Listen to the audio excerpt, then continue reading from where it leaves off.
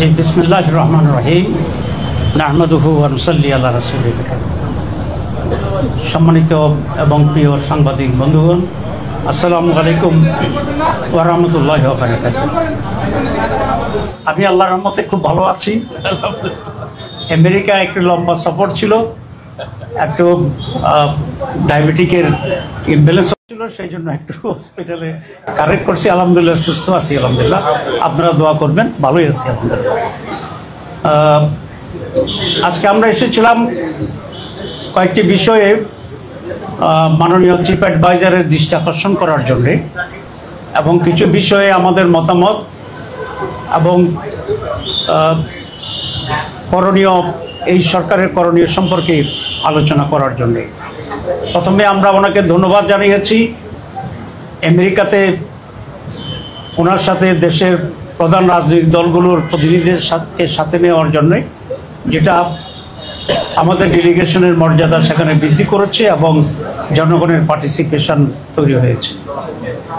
আমরা ওনাকে আরও ধন্যবাদ জানিয়েছি যে ওনার যে কমিটমেন্ট ছিল যে সংস্কার করবেন, উনি দীর্ঘ সময় এক্সারসাইজ করার মাধ্যমে আমরা সংস্কারের কতিপয় বিষয়ে একমত হয়েছি এবং সেই সংস্কারগুলোর উপরে আমরা একটা দলিল তৈরি করার জন্যে সকলে মিলে সিগনেচার করেছি। বাংলাদেশ জামাত ইসলামী এই সনদের ওয়ান অফ দি সিগনেটরিজ। এটা জাতীয় ইতিহাসে এটা লিখে থাকবে এবং ইতিহাস থাকবে। মাননীয় উপদেষ্টার পক্ষ থেকে আমাদেরকে ধন্যবাদ জানানো হয়েছে।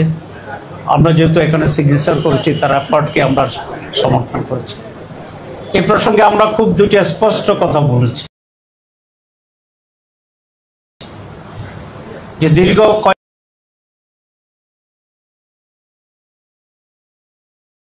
মাস ধরে বহু লোকের পরিশ্রমে, বিভিন্ন রাজনৈতিক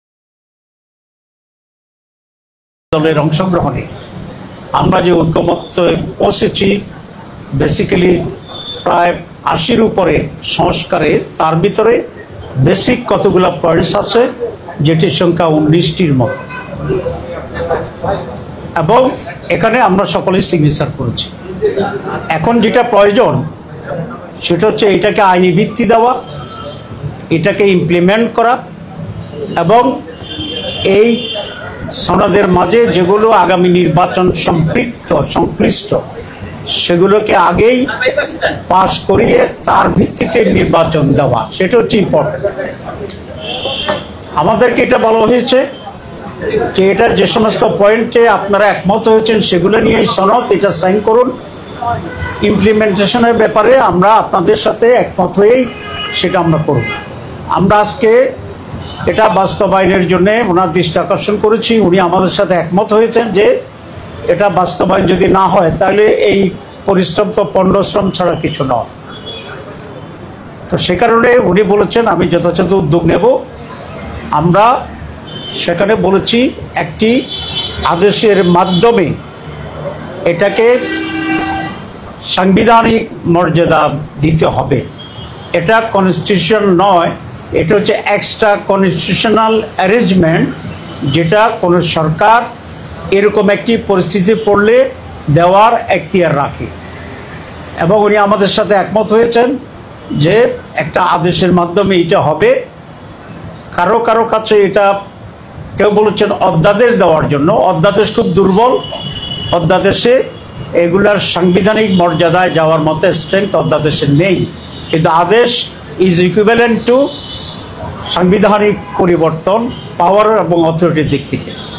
ইতিমধ্যে অনেক এক্সপার্ট কমিটি, ঐকমত্য কমিশন তৈরি করেছে, তারা বৈঠক করেছে। আমরা আমাদের এক্সপার্ট কমিটির সাথে বসেছি। আমাদের এক্সপার্ট কমিটি আবার ঐকমত্য কমিশনের এক্সপার্ট কমিটির সাথে বসছে। এখনও সেই বসা অব্যাহত আছে এবং সকলেই এই পরামর্শ দিয়েছেন যে একটি আদেশের মাধ্যমেই এটাকে বৈধতা দিতে হবে, আর সেই আদেশের উপরেই গণভোট হবে। আমরা এটা ক্লিয়ারলি বলে আসছি। উনি আমাদের কথায় কনভিন্সড হয়েছেন বলে আমাদের মনে হয়। আমরা আশা করি তিনি সেদিকে যাবেন।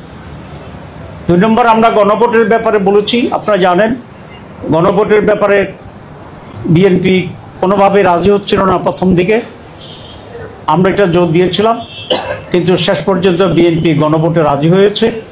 আমরা বিএনপিকে ধন্যবাদ জানাই। এখন তারপরেও তারা একটা জটিলতা তৈরি করার চেষ্টা করছে, সেটা হচ্ছে গণভোট এবং জাতীয় নির্বাচন একদিনই হইতে হবে। দুটো একেবারে আলাদা জিনিস। একটা হচ্ছে জাতীয় নির্বাচনে জনপ্রতিনিধিরা নির্বাচিত হয়ে দেশে কারা সরকার চালাবে সেটা সিদ্ধান্ত হবে, আর গণভোট হচ্ছে আমাদের কতগুলো রিফর্মস, সংস্কার, যেগুলো কিভাবে সরকার পরিচালনা হবে, কিভাবে নির্বাচন সুষ্ঠু হবে, কিভাবে প্রধানমন্ত্রীর ক্ষমতা থাকবে, এসব মৌলিক বিষয়। এটার সাথে এটার কোনো রিলেশন নাই। সেই জন্য আমরা বলেছি গণভোটের মাধ্যমে রিফর্মস কমিটি আলাদাভাবে এটাকে পাস করতে হবে। জনগণ যদি চায় রেফারেন্ডামে, জনগণ যদি হ্যাঁ বলে পাস হয়ে গেল, জনগণ যদি না বলে পাস হবে না, কারণ এটা জনগণের সর্বোচ্চ ক্ষমতার মালিক। আর যদি জনগণ হ্যাঁ বলে তাহলে সেটার ভিত্তিতেই নির্বাচনের সাথে সম্পৃক্ততা আছে, যেমন আপার হাউস, তো আপার হাউস ইলেকশন হবে। এখন যারা বলছেন একসাথে হবে, তাহলে আপার হাউস ইলেকশন কখন হবে? এটা যদি পাস হয়ে যায় সে একটা জটিলতা। তারা বলছেন যে লোয়ার হাউসে যে ভোট হবে সেই ভোটকে আমরা গণে আপার হাউসের লোক মানাবো।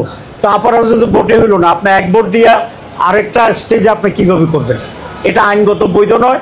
কেউ যদি এটা চ্যালেঞ্জ করে এটা বাতিল হয়ে যাবে। এটা হচ্ছে আপনার বাচ্চা হওয়ার আগেই নাম রেখে দেওয়ার অবস্থা, ছেলের নামে আপনি জানেন না, ঠিক আছে? তো ততক্ষণ পর্যন্ত তো আপনার আপার হাউস হইলই না ভোট পর্যন্ত, তো আপনি কাকে ভোট দিবেন আপার হাউস? তো সেই জন্য এগুলো একটা, আবার যেহেতু তারা গণভোট চায় নাই, জনগণের চাপে সেন্টিমেন্ট দেখে তারা রাজি হয়েছে, কিন্তু প্যাঁচ একটা লাগাই রাখছে। আবার আমরা বলে আসছি যে কোনো প্যাঁচ ট্যাঁচ এখানে আমরা বুঝি না। সহজ সরলভাবে গণভোট আগে হইতে হবে, আলাদা বিষয়।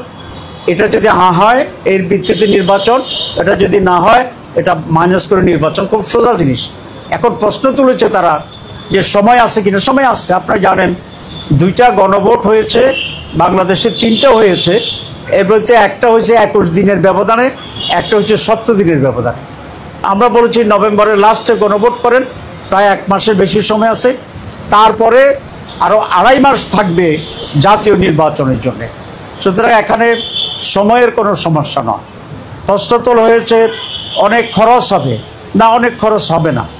কারণ আমরা যে বাক্স কিনব 2টা নির্বাচনের জন্য কিনব, আমরা যে মেশিনারিজ কিনব সব 2টার জন্য কিনব। এখানে শুধু কালি, ছোট একটা কাগজ আর যাতায়াত ভাড়া, এই কয়েকটি হবে। তো জাতীয় স্বার্থের জন্য যেভাবে কোটি কোটি টাকা আমরা নির্বাচন করি, কেউ যদি এটা বলে যে নির্বাচন দরকার নাই কারণ এখানে প্রায় 1000 কোটি টাকা খরচ হয়, তো এটা কি যুক্তিগ্রাহ্য হবে?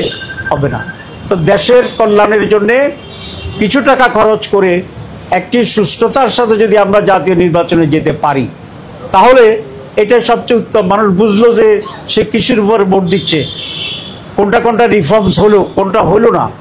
এই জন্যে 3 নম্বর প্রশ্ন জটিলতা তৈরি করছে যে পয়েন্টস অফ ডিসেন্ট, যেটা হচ্ছে নোট অফ ডিসেন্স, যেটা তো নোট অফ ডিসেন্স বা পয়েন্ট অফ ডিসেন্ট যেটা আছে, এটা রেফারেন্ডার কোনো সাবজেক্ট হইতে পারে না। যেমন আমরা 31টি দল আলোচনা করেছি, 29টি আমরা একমত হয়েছি, সেটাই তো সিদ্ধান্ত হয়েছে। 2 দল বলছে আমরা মানি না, তাহলে সিদ্ধান্ত তো হয়েছে একটা, আপনার সিদ্ধান্তের সাথে দ্বিমত, এটাই তো নোট অফ ডিসেন্ট। তো যেটার সিদ্ধান্ত এটার উপরে রেফারেন্ডাম হবে। একটা দল মানি না, 2টা দল মানি না, এটার উপর তো রেফারেন্ডাম হইতে পারে না। তাহলে 31টা দলের 31টা নোট অফ ডিসেন্ট আছে, তো সেগুলো কি ওইভাবে হবে? সেটা হইতে পারে না। সুতরাং এগুলো একটা জটিলতা তৈরির একটা প্রক্রিয়া। তা আমরা খুব সহজ সরলভাবে যেটা সঠিক সেভাবে আমরা অগ্রসর চাচ্ছি, কারণ আমরা চাই এই জাতি আজকে যে পরিস্থিতি এবং অবস্থা তৈরি করছে, এখানে একটি ঐক্যমতের ভিত্তিতে একটি সুষ্ঠু, নিরপেক্ষ, সকলের অংশগ্রহণমূলক, জনগণের অংশগ্রহণমূলক একটা নির্বাচন আমাদের জন্য জরুরি, দেশকে স্থিতিশীল করার জন্যে। এই জন্য কোনো ধরনের জটিলতা তৈরি না করে আমরা সবাই মিলে যেন ফেব্রুয়ারিতে একটা আনন্দময় নির্বাচনে যেতে পারি, সেইভাবে আচরণের জন্যই আমি সকল রাজনৈতিক দলের প্রতি আমি আহ্বান জানাচ্ছি। আমরা 3 নম্বর যে অংশটি আমরা বলেছি সেটা হচ্ছে, আপনারা জানেন ইলেকশন কমিশনে, সচিবালয়ে, পুলিশ প্রশাসনে আজকে সেখানে প্রায় 70-80% অফিসারেই একটি দলের আনুগত্য করছে, তাদের মাধ্যমে এটা হচ্ছে। আমরা গেলে তারা বলে যে প্রচণ্ড চাপ, তো চাপ কোত্থেকে? একটি দল থেকে আসছে তারা বলেছে, এবং পুলিশে একই অবস্থা আছে। তারপরে আপনার আজকে আমি বলেছিলাম যে আমাদের ওই যে প্রসিকিউটর যারা হয় ওখানে পিপিএপি 80% হচ্ছে একটি বিশেষ দলের। অবশ্য ওনাদের কেউ বলেছেন যে না, এটা 80 না 65, তো 65ও যদি হয় তো তাইলে তো অনেক বেশি হয়ে গেল। একটা দল 65 আর বাংলাদেশ 35, সারা বাংলাদেশ। তো এই যে ইমব্যালেন্সটা হয়ে আছে, আমরা বলেছি আপনি কেয়ারটেকার গভর্নমেন্টের মতো আছেন, নিরপেক্ষ সরকার, আপনি এটাকে লেভেল প্লেইং ফিল্ড করেন, সকলের জন্য সমতল ভূমি তৈরি করেন, এবং নির্বাচনের আগে আপনি যেখানে যেখানে রদবদল করা দরকার আপনি রদবদল করেন। এবং সেক্ষেত্রে উনি আমাদেরকে বলেছে উনি নিজে তত্ত্বাবধান করবেন এবং লটারি সিস্টেমে উনি পোস্টিং ঠিক করবেন। তো আমরা বলেছি আমাদের কোনো আপত্তি নেই, আপনি লটারি টানেন দেন, তবে লটারির পিছনে যেন কোনো একটা দূত সেখানে দাঁড়াইয়া না থাকে, এটা দেখতে হবে। ঠিক আছে,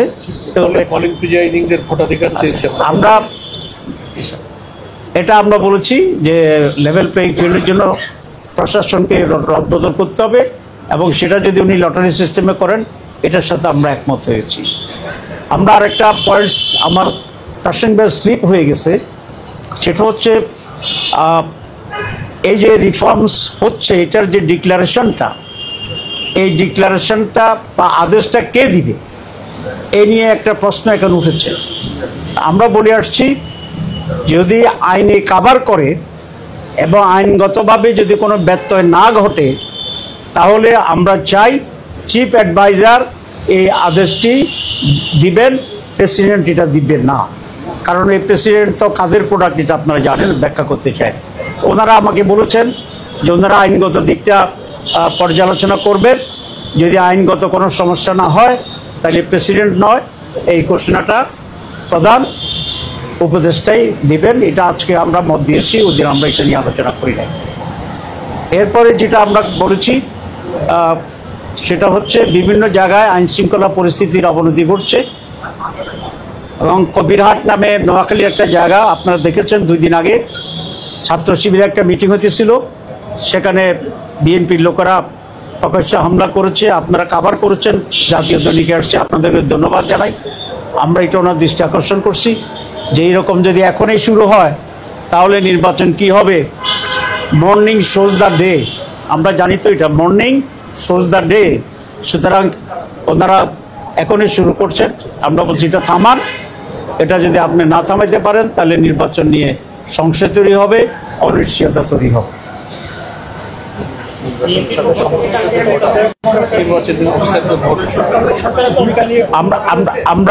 আমরা আরেকটি ডিসকাস করেছি, আপনারা জানেন যারা পোলিং অফিসার এবং প্রিসাইডিং অফিসার যারা আছে, আনসার বাহিনীর আছে, তারা ভোট দিতে পারে না। এর সংখ্যা প্রায় লক্ষ লক্ষ। আমরা আজকে বলেছি যে প্রবাসীদের ভোটের ব্যবস্থা করছে গভর্নমেন্ট, সুতরাং তাদের ভোটের ব্যবস্থা করাটাও এটা জরুরি। ওনারা খুবই খুশি হয়েছে এটাতে, যে বলছে যে না, এটা ইম্পর্টেন্ট পয়েন্টস, তারা সেখানে আলোচনা করবে। তত্ত্বাবধায়ক সরকারের বিষয়ে আমরা আলোচনা করিনি 2টি কারণে।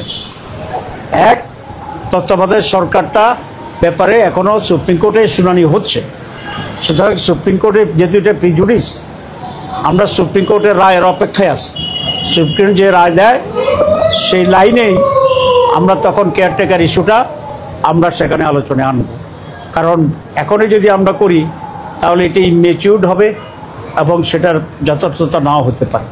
আমরা মনে করি এই গভর্নমেন্ট এখন যেটি ইন্টারিম আছে তারা এখন ইন্টারিম থাকবে। যদি কোনো ব্যত্যয় না হয় সুপ্রিম কোর্টের অর্ডারে, তাহলে এই সরকারেই কেয়ারটেকার সরকারের ভূমিকা পালন করবেন, এটা আমরা আশা করি, এবং সেই হিসাবে তারা যথার্থ ভূমিকা সেখানে নেবে।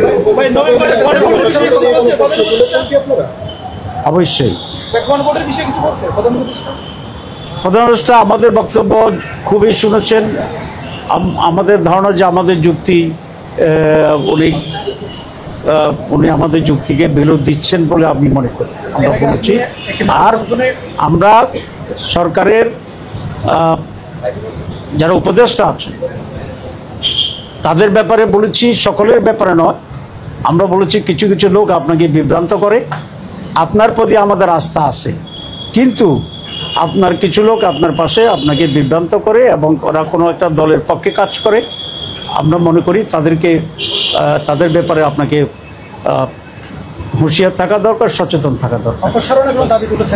আমরা এখনো আজকে উঠে নাই। আমরা প্রথমে দৃষ্টি আকর্ষণ করেছি। আপনারা জানেন জামাত ইসলামী খুবই একটা সিস্টেমেটিক ডিসিপ্লিন পার্টি। আমরা প্রথম দিন যাইয়াই অপসারণ চাইনি। আমরা বলেছি আমরা এখন দৃষ্টি আকর্ষণ করছি, আমরা সময় দিচ্ছি, আপনাকে সুযোগ দিচ্ছি। যদি না হয় তাহলে আমরা যা যা করণীয় সেগুলোর ব্যাপারে আমরা চিন্তা করব, আমরা সেটা করব।